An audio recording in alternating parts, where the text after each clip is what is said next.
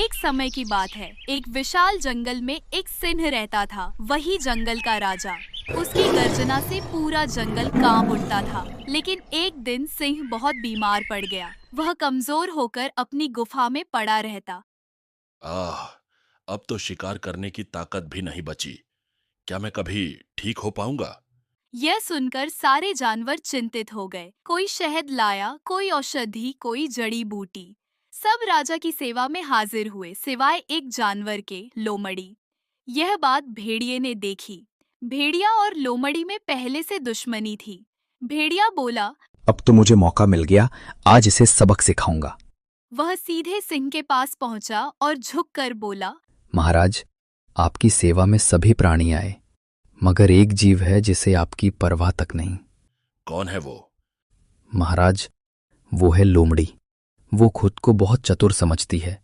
कहती है, राजा तो बूढ़ा हो गया है, अब मुझे क्यों जाना। वो आपकी बीमारी का मजाक उड़ाती है।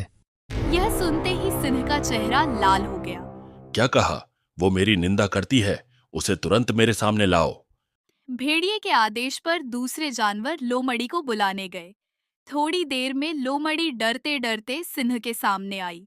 लोमड़ी ने सिर झुकाया और शांति से बोली। महाराज की जय हो। लोमड़ी, तुम जानती हो कि मैं बीमार हूं, फिर भी तुम मिलने नहीं आई। क्या मैं तुम्हारे लिए कोई मायने नहीं रखता? महाराज, कृपया मुझ पर क्रोध न करें। मैंने आपका अपमान नहीं किया। असल में मैं तो आपके लिए जंगल भर में दवा और वैद्य की तलाश में गई थी। अच्छा, और क्या तुम्हें कोई वैद्य मिला? जी हाँ महाराज, मैंने एक बुद्धिमान वैद्य से सलाह ली। उसने कहा कि अगर सिंह महाराज को स्वस्थ होना है तो उन्हें एक विशेष औषधि चाहिए। कौन सी औषधि? वैद्य ने कहा है, सिंह को भेड़िए का ताज़ा मांस खिलाया जाए, तभी उनकी बीमारी दूर होगी। भेड़िया डर से कांपने लगा। नहीं महाराज, ये झूठ बोल रही है। मैं तो हर रोज आपकी सेवा में हाजिर रहता हूँ। महाराज, अगर आपको विश्वास न हो तो उसी वैद्य को बुला लीजिए, वह स्वयं यही कहेगा।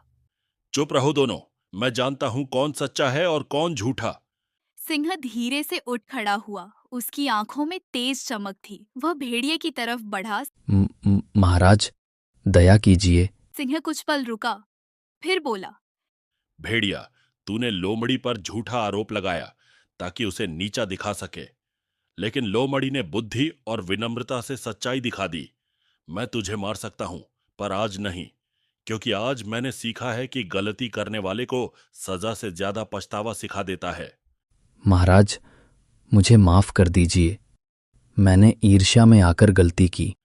जा, आज से ईर्ष्या छोड़ दे और सच्चाई का साथ दे। भेड़िया सिर झुकाकर चला गया और लोमड़ी ने झुककर कहा। महाराज, आप सच्चे राजा हैं।